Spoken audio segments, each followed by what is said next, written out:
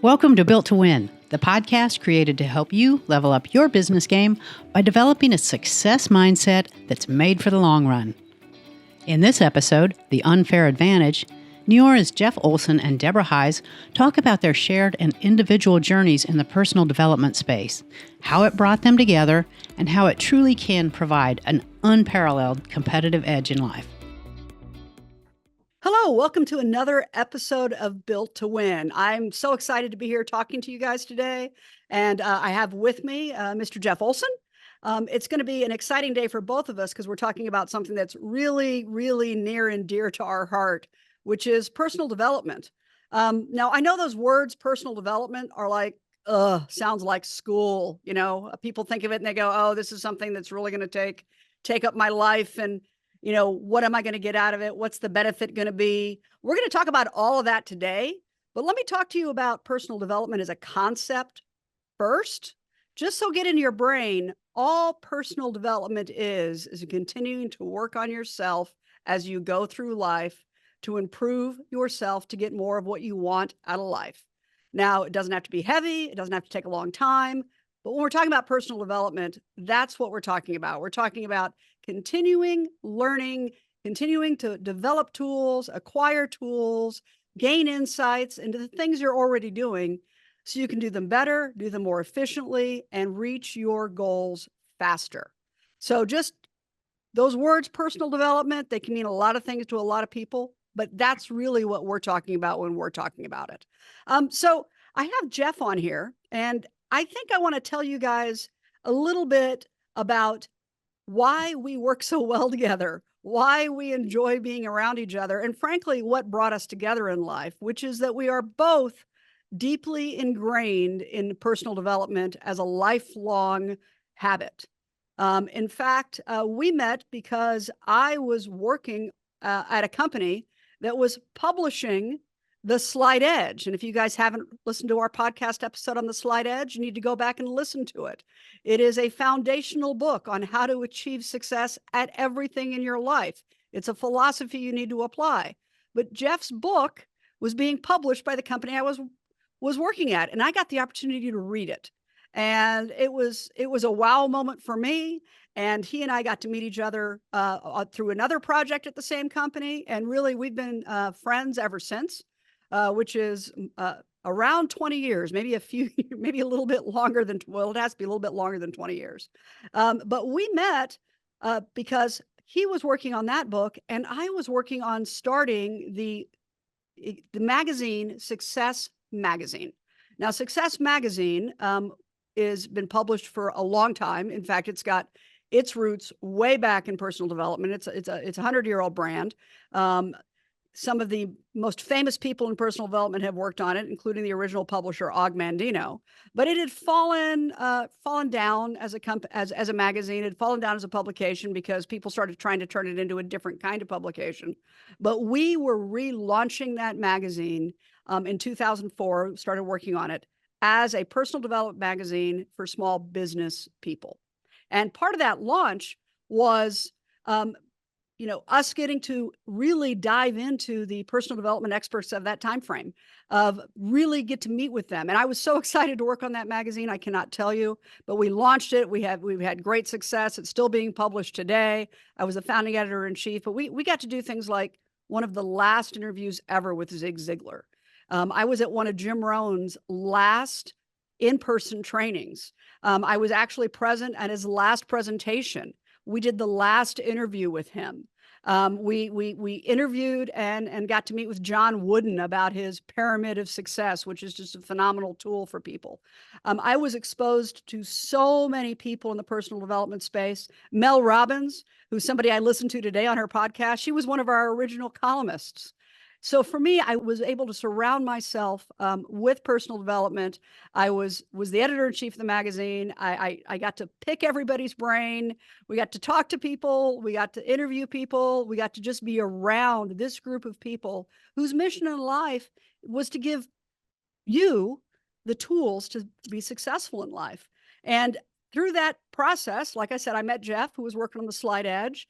And Jeff has has an additional background in personal development where he was able to work with all these people. And it made a big impact in his life, which was he started a television network focused on personal development.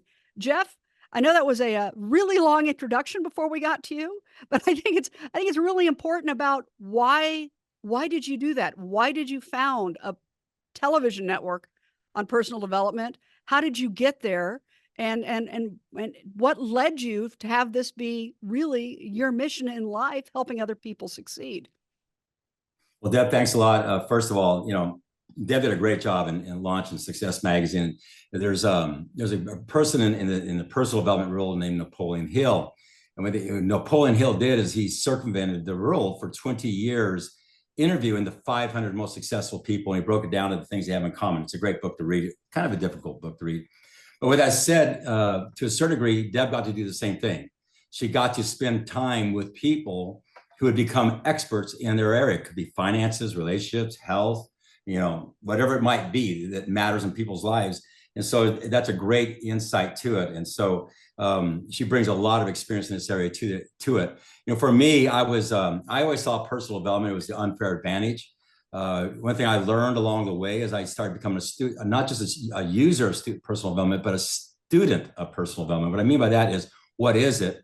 And what I did find out was something that amazed me depending on what research organization you went to, they would tell you anywhere from 8% to maybe as high as 15%, but never higher than 15%.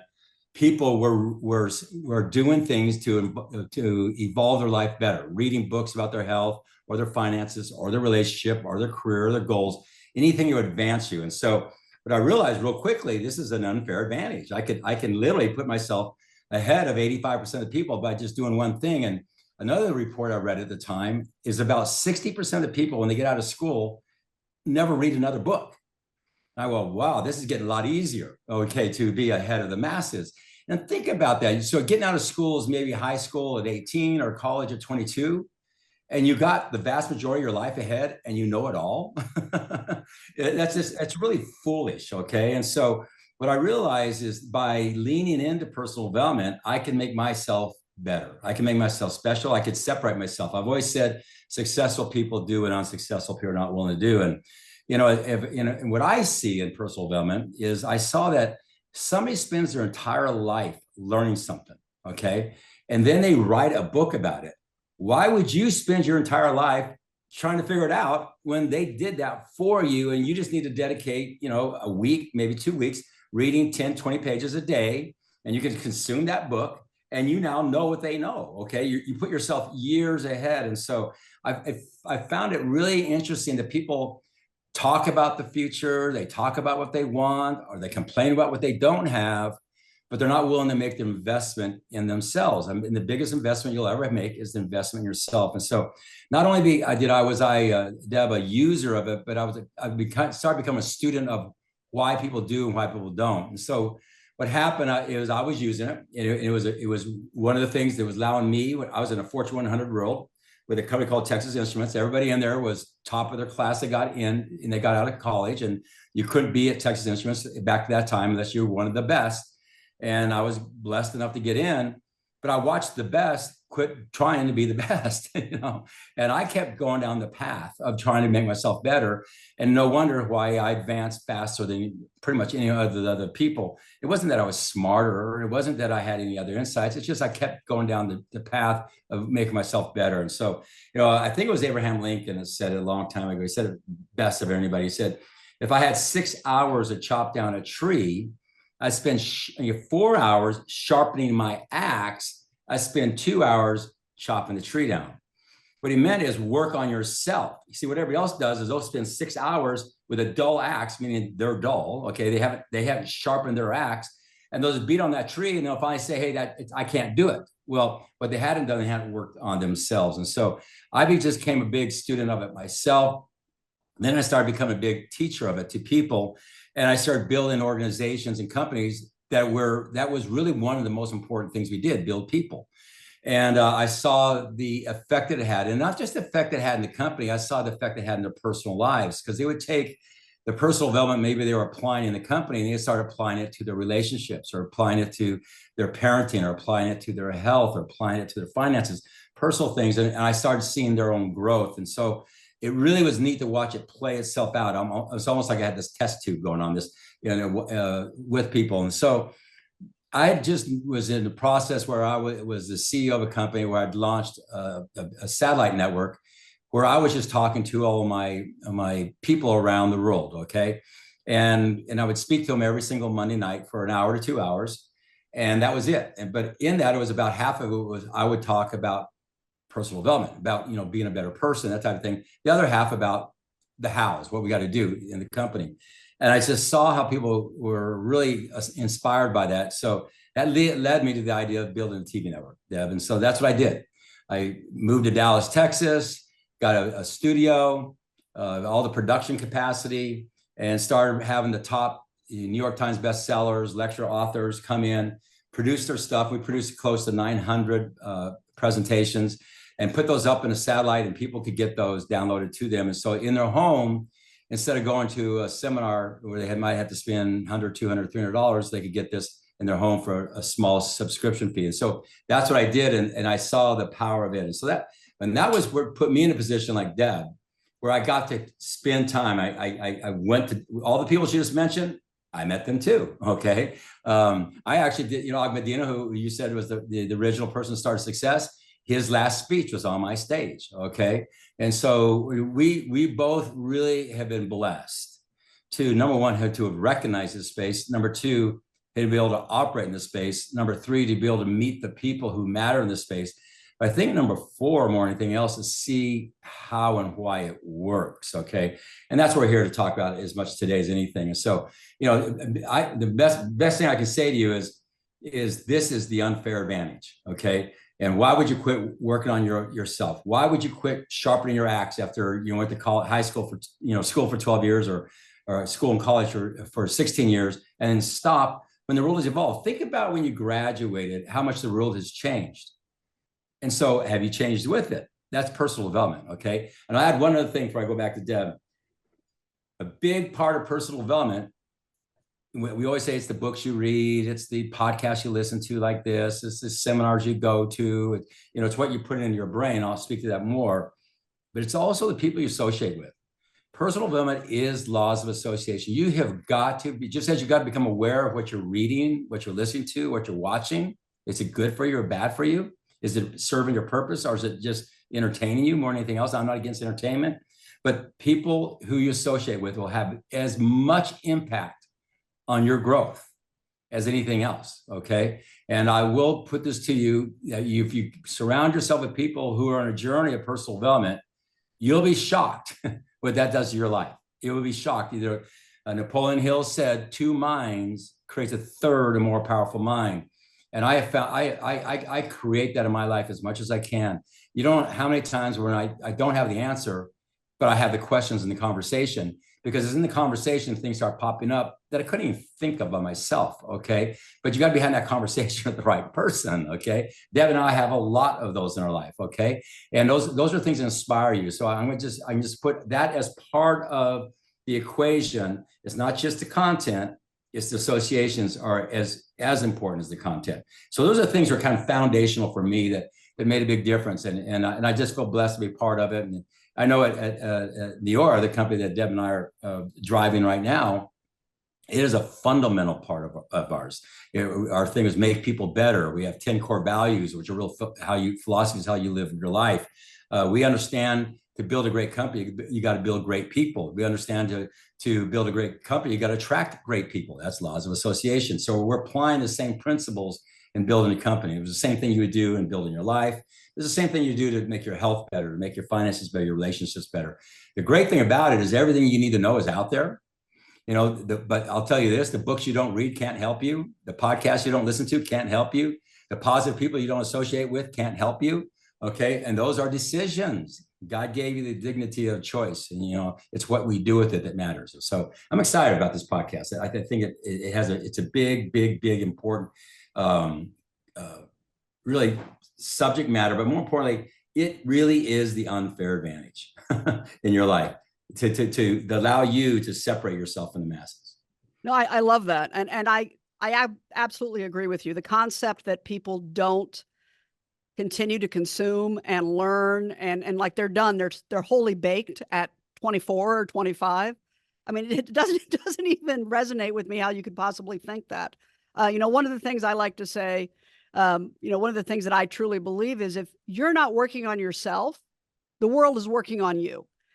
It's that presence of what you're doing, what you're trying to accomplish, how you're going to go about your life, what things are important to you, how you're going to prioritize. A lot of the things we talk about on this podcast, all of that requires awareness and it requires putting more into your brain than entertainment. I mean, I love movies. I love television. Those people who know me know I love that stuff. But I also love being engaged and probably love more being engaged in a productive dialogue, putting new ideas in my head, having new ways to solve problems. And personal development gives you the tools to access that. Jeff touched on this, Hill's book, Think and Grow Rich, which is probably one of the more difficult books to get through because of the time frame in which it was written. Most of us don't read 1920s English, 1930s English. But that concept that he went around and talked to the most successful people about how they got to be successful and wrote it all down. We can all do that right now, but we don't have to actually go sit down in an office with them. We can turn on our iPhone or our computer or open up a book and get that same experience. I was listening to a podcast yesterday and Jeff and I had a conversation about some of the stuff I learned just yesterday in a podcast about some about some management things and some culture building things in the company. And I wouldn't have had those ideas if I hadn't spent my 20-minute drive in listening to that particular podcast. So for me, it's critically important to continue to expand your brain and the way you're thinking. And I like that concept of it's the unfair advantage because it actually is.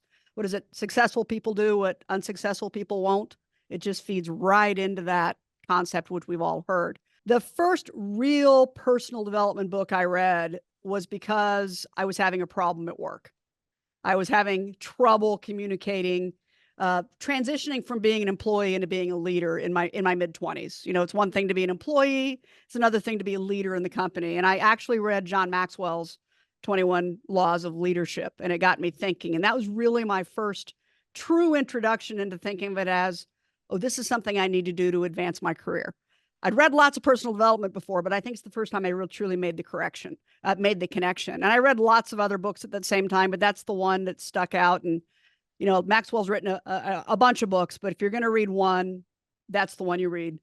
21 Laws of Leadership. That's kind of the foundational piece of his.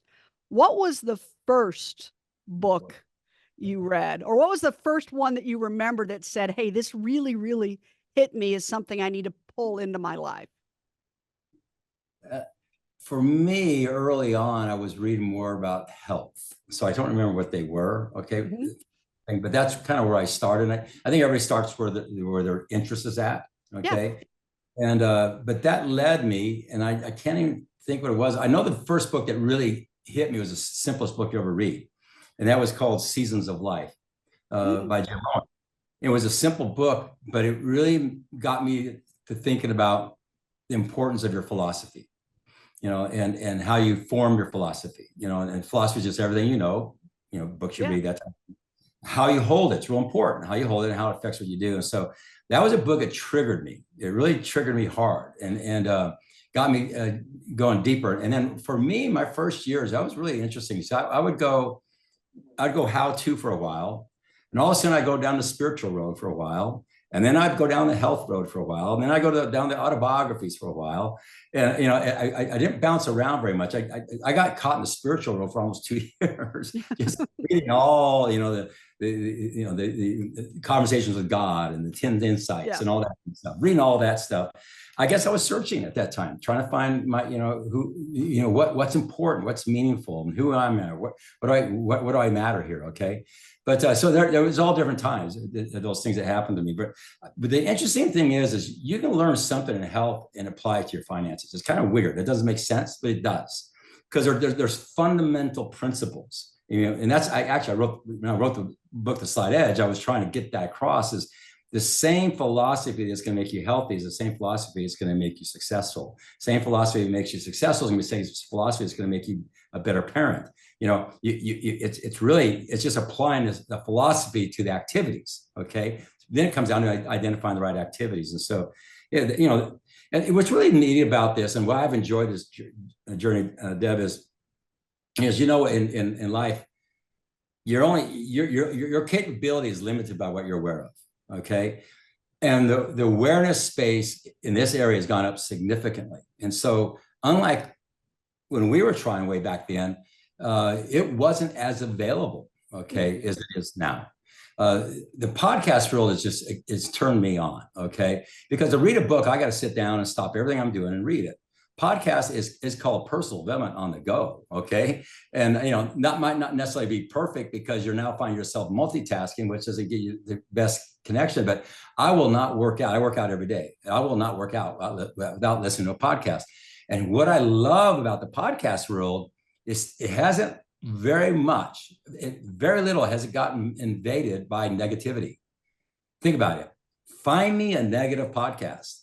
I'll find you a lot of negative books. I'll find you a lot of movies, a lot of negative music. But the podcast world to this day has stayed over in the positive thinking. And so it's really neat that you can, do your life, drive in, do things, and feed your brain with this information. So it's way different than it was back then. But again, back to what I was saying, it starts with awareness, but then you have to have access. And that's what I was getting to. Access to personal development is so much easier now than it used to be. Okay. But it's what you're going to do with it. And that's what saddens me. I always tell a story. You think of a child in Africa, let's just say one of the really bad places in Africa to live. And here's a child who wants to read. They're aware they want to read, but there's no books. And so they can't read. There's no podcast. They can't listen. So they want to evolve. They have a desire to learn, but they don't have access to it. When you have access around you, positive books, positive podcasts around you, and you choose not to access it, you're worse than that child because you don't even have the want. I mean, you are literally put yourself at that level by choice. That person's there by circumstances. And I really think that people really need to take strong inventory. I mean, I'm sounding strong here because I am strong here. What makes you different than that child? I think you're actually in a worse place if somebody doesn't do that. Now, I know we're preaching to the choir here because you don't on this podcast unless you're one of those people. But one of the things I love about personal development is your chance to not only become a better version of yourself, but it gives you, as you evolve and you energetically become more attractive, and you do actually energetically become more attractive, you actually have the chance to make a difference in other people's lives. So it's not about just you becoming a better version of yourself, helping other people. And that's where the true blessing in this space comes from, from my standpoint. So, I'm always aware of that. And one of the things I teach is I work with people, and I wrote this in my book, not pumping the book here. I can't not talk about what I think, because I see a lot of people think, why don't they read another book after they get out of school? Why does 85% of people not engage in the most obvious thing you should engage in? Okay. And so I just said, let me ask you, can you do 10 pages of a good book today? Not a bad book. Okay. It's got to be a good book. Okay. It's something in your life that you want to get better at, whatever that is. Okay. 10 pages of good book a day. That's something you can do. That's very doable. Okay. Think about that. You do that. Let's just say you do it 300 days a year. We'll take 65 days off. Okay. That's what? 3,000 pages. That's about 12 books.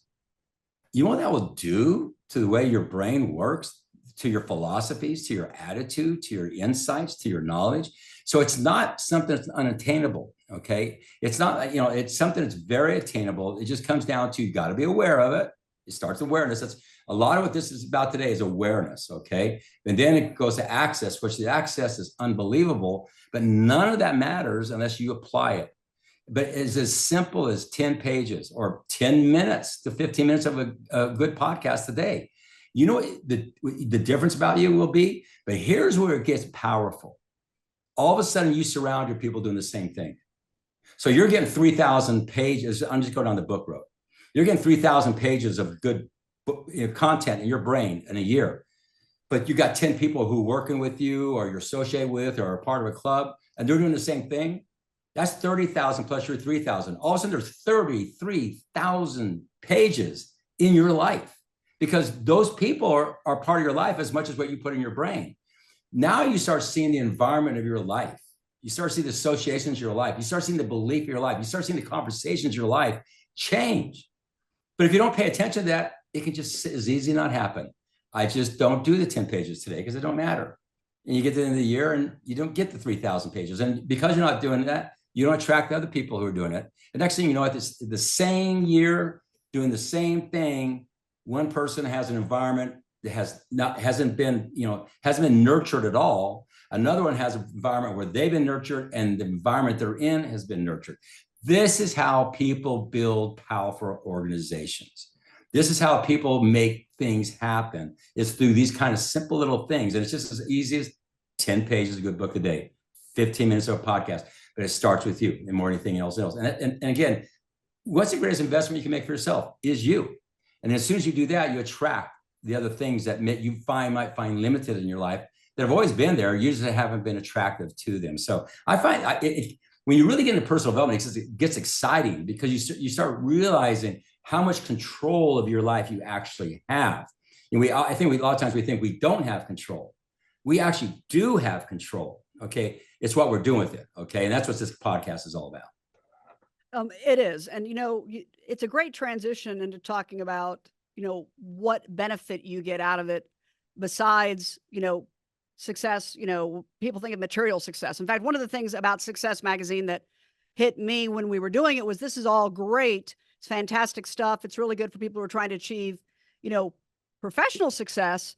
But what about people who are trying to achieve success in other areas of their life that maybe aren't as financially focused or aren't as, career climb focused or managerial focused? So we discovered this thing, called positive psychology through a lot of the work that we're doing in Success and some stuff that you were doing. I think we both met a gentleman around the same time. His name is Dr. Martin Seligman. He is the father of positive psychology. And because of what they were doing, we got to see how personal development works in other areas of life besides just career and success. Because what they were studying is what helps human beings flourish. What is it that is going to give you a positive outcome in life on everything? And he developed this model, which is called PERMA. And PERMA is capital PERMA. It is a model that he uses to measure well-being. And that comprise that model are positive emotions, engagement, relationships, meaning, and achievement. And we talk about people not doing anything to improve themselves after college, or they fall into a job and that's what they're going to do for the rest of their life. They aren't striving for anything. They aren't reaching for anything. They're missing that last element of PERMA, which all of the studies in positive psychology should tell us is essential to well-being. That element, which is achievement. How are you going to achieve something if you're not striving for anything? How are you going to achieve new things if you aren't learning new things? So it really, the whole idea of personal well-being actually being tied to achievement leads back to personal development being a fundamental building block. And so you and I were talking about this a lot about 10 years ago, probably 13, 14 years ago right now. And you and I came together and we developed a magazine, a website, ultimately a podcast called Live Happy out of this. So for me, the way I always describe it is what we discovered in this positive psychology was personal development with science behind it. People actually taking the time at schools and researching with data to study what helps us have more well-being, to study what will help us reach this PERMA model, work on these things, elements in our life. So what spoke to me was this isn't just about work. It's now about family. It's now about spirituality. It's now about relationships. In fact, we know that relationships with other human beings, and you've been talking about this, Jeff, surrounding yourself with the right people, have the most impact on whether or not you feel good about your life, what kind of relationships you have. that's kind of what drew me into Live Happy and away from success. I left success directly to start Live Happy. But what is it about that appealed to you outside of the philosophy? I mean, the Slight Edge philosophy, I still tell everybody, start there. I know I'm not pitching the book, but yes, I'm pitching the book because it's the philosophy by which you can succeed at anything. But what is it about Live Happy that spoke to you enough to invest your time and your energy to start yet something else in this space? I remember back then, Deb, very clearly, because this thing called wellness or positive psychology, it started coming over the horizon. And it was, people were talking about, but it was, as you, Deb, you said before, it was lost in this universities, basically. And it was the scholars talking to each other, 7 people in a room talking about positive psychology. It's been heavily studied, okay? But there, all of a sudden you start hearing about it, and I started going, wow, this is almost like the new age personal development. It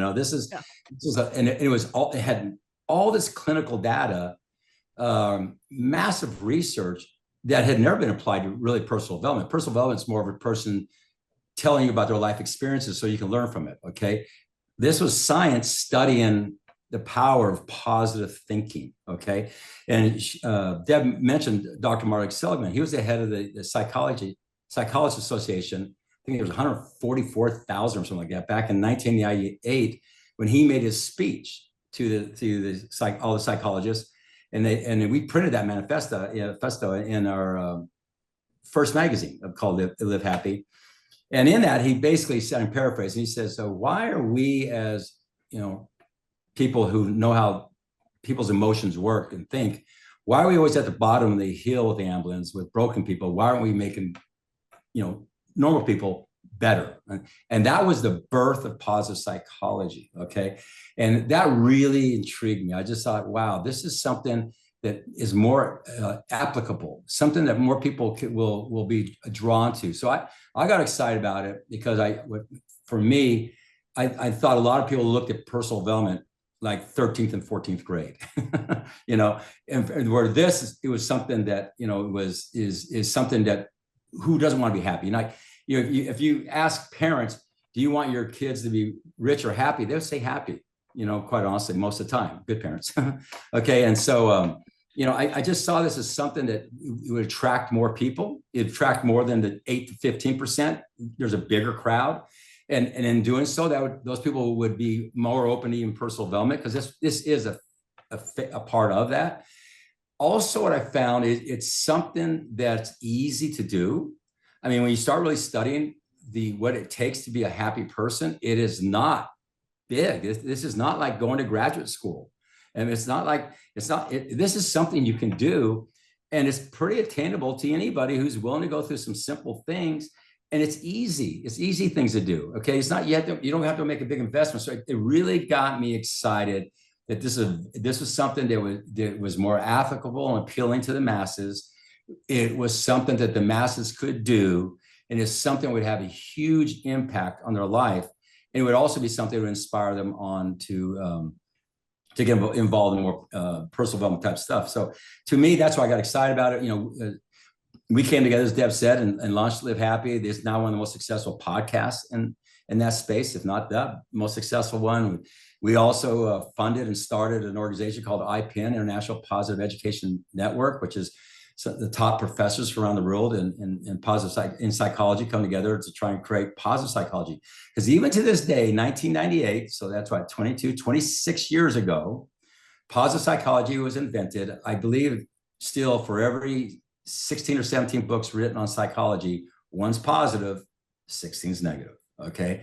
And so we're still fighting an uphill thing. But again, here you go, unfair advantage. If you go focus in on that 1/16, you're doing what, all the other people get caught up in that negative stuff. And that reminds me, Deb, that one thing that inspired me to do the TV network is when TV was announced by the government to the citizens, it was announced as the great equalizer. Now everybody would have equal access to knowledge. Everybody would have the information they need to be successful. It was the educator. And then the marketing people figured it out. Oh boy, look what I got going on. This is the truth. I'm not, it is what it is. And along the way, they know psychology. Media knows psychology. They're hiring these people that I just talked about, okay? And they know how your brain works, and which is that you are naturally always attracted more to negative than positive. And that's why the news media, and that's why TV, and that's why radio, and that's why music and all that has gone more negative than positive, because we are attracted to it. Okay. And now it's become the poisoning thing. I think secretes more poison. So I'm saying that to say this, but it also can be powerful. There's great, I mean, I like Netflix, but I watch documentaries on Netflix that I learn things about. Sometimes it's about animals, sometimes about the universe, sometimes about astrology, sometimes about a person's life. But that hour and a half, and sometimes I go down the crazy road and watch something cuckoo, and it's entertaining, but I don't live there, okay?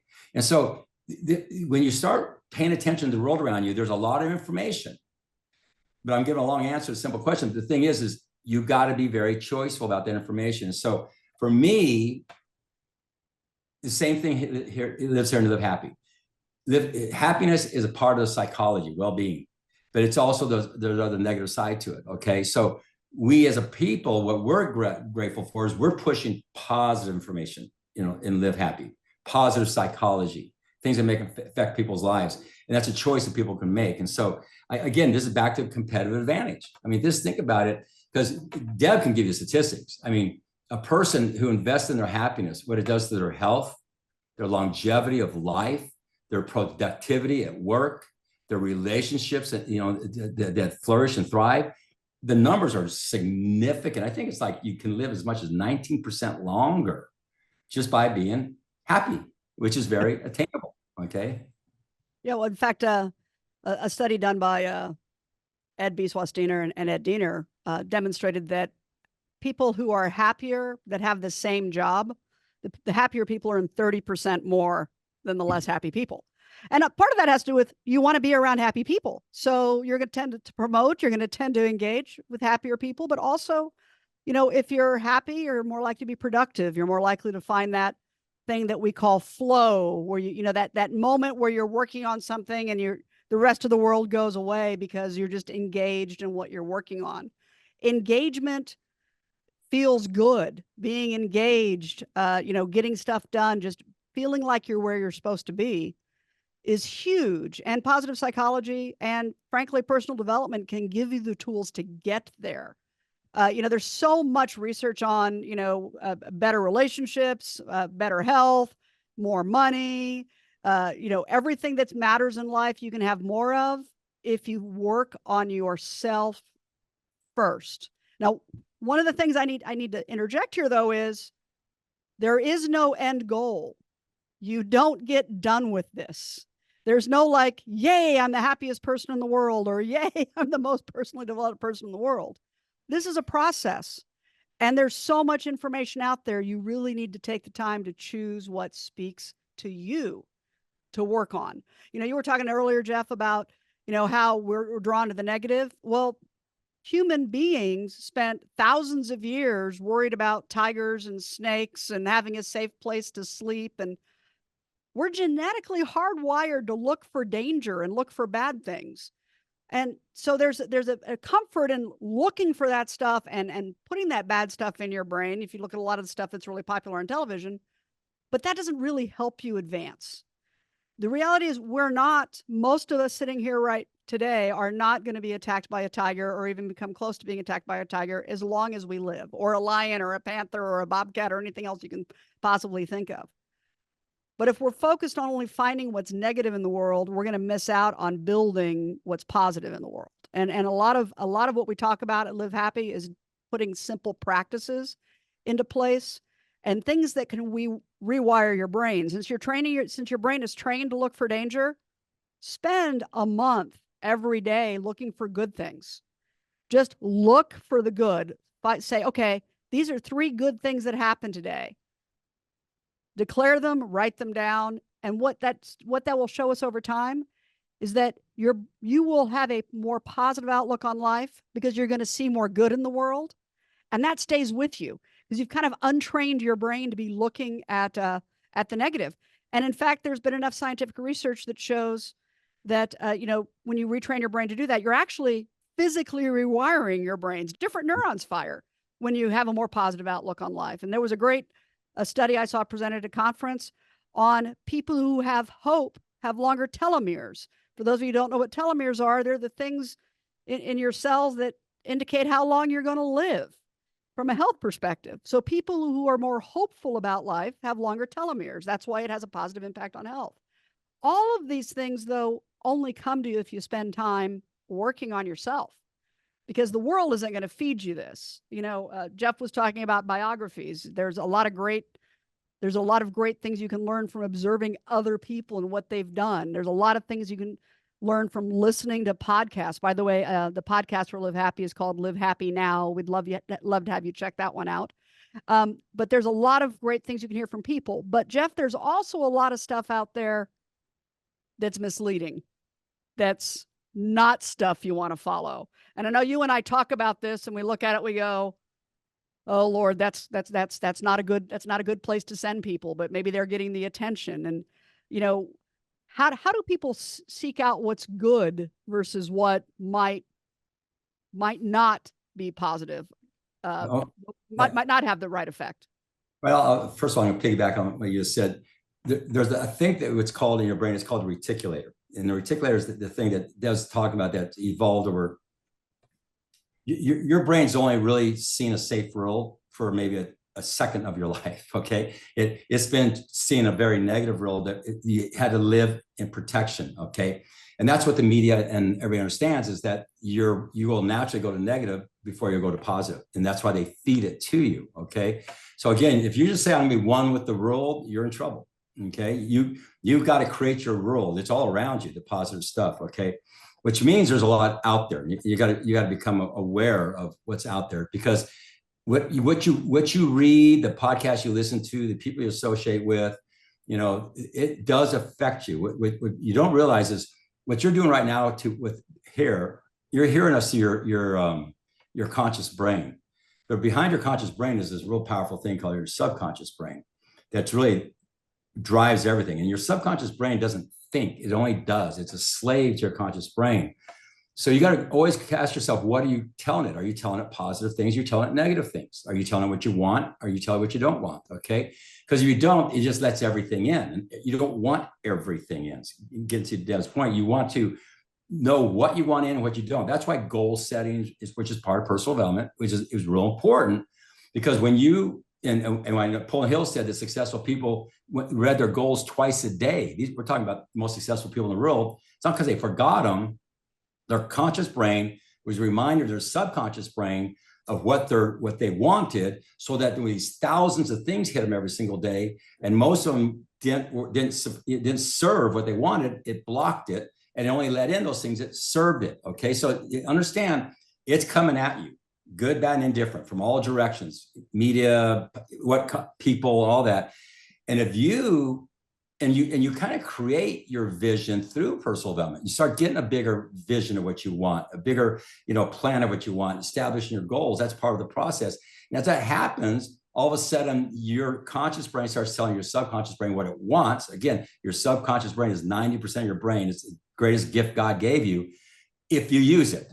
Okay. If you're not instructing it what you want, which is part of personal development, which is part of Live Happy. I mean, when you start telling your subconscious brain, I want to be happy, and here's how I'm going to do it, it starts going, I'm not letting that in. I'll let that in. Okay. And it goes to work for you. Okay. So you have this machine there just waiting for you. It's an evolution.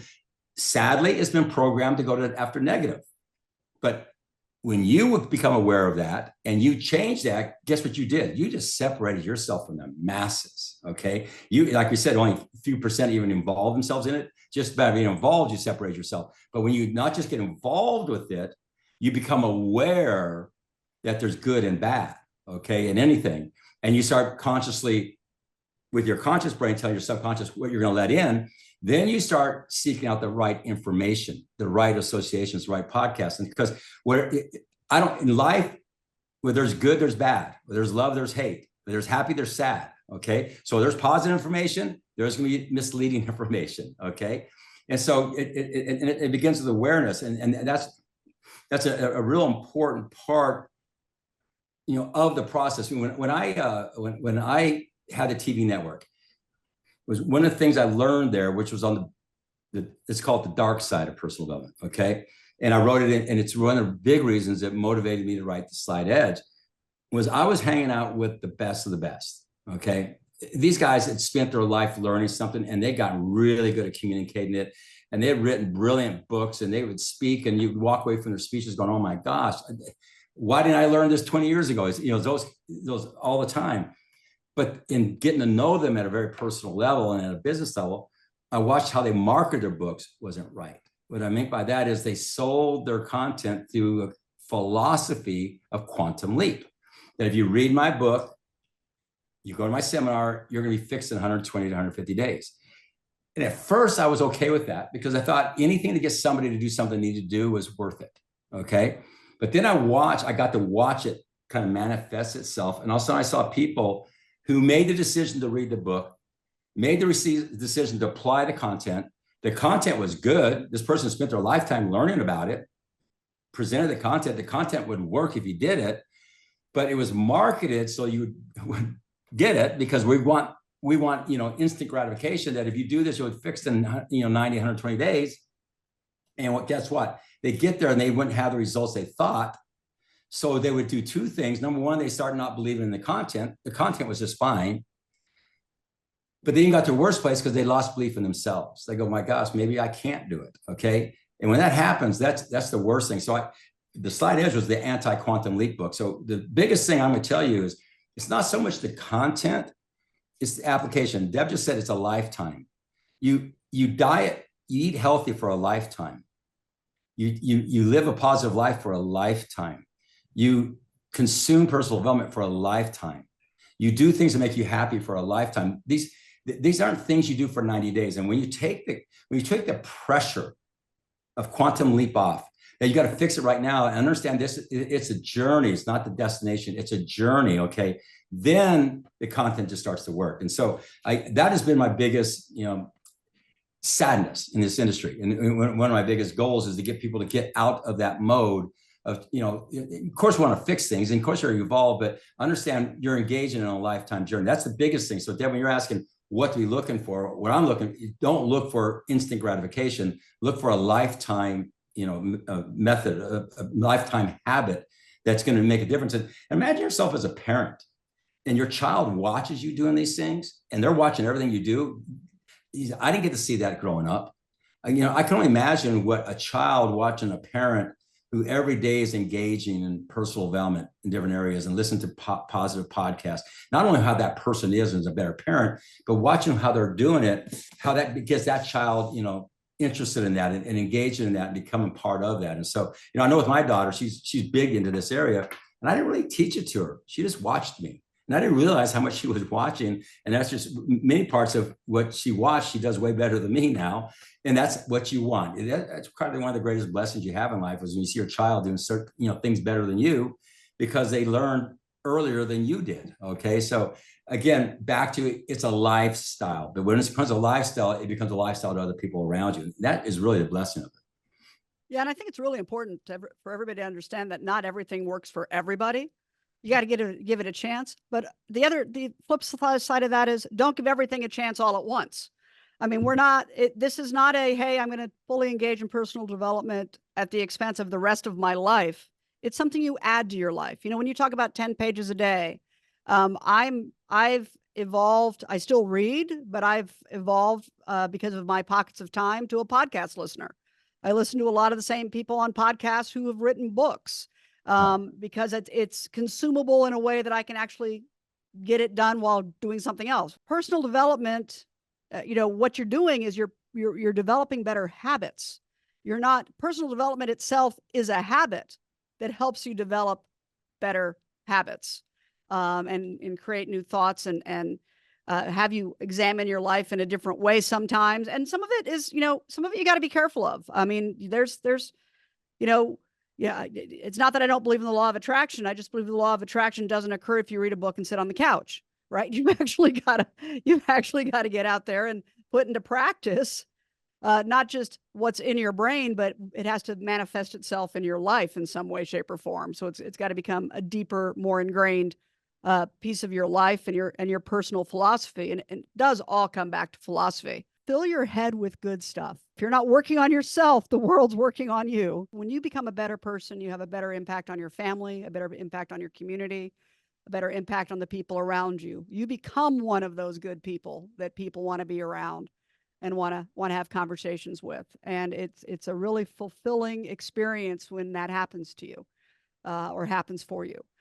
So with that, Jeff, I think this has been a great conversation. You and I could talk about this for hours and hours and hours. We frequently do. But for those our listeners, come back and listen to us next week. I appreciate everything. I was thinking about today how if somebody just listens, I'm not just pushing this podcast. There's a lot of great ones that you said out there, but if somebody just listened, I think we're to our 14th or 15th episode. There is so much packed in there that, I'd want my child in high school to listen to, because they would be ahead of 99% of the people with just that content. So proud to be part of this podcast, and I'm proud to be able to be in this field because it does matter. It does make a difference, and it's something that can really shape your life and shape people's lives around you, which is what it's all about. So thank you. That was Jeff Olson and Deborah Heisz talking about the power of personal development and how it can give you an advantage in business and your personal life. We hope you've enjoyed this episode, and if you learned something from it, please share it with a friend or colleague who you think would also benefit from it. And if you're new to Built to Win, we invite you to go back and listen to our story from the beginning. You can find us wherever you download your favorite podcasts. And while you're there, please rate us and leave a review to let us know what you think of the show.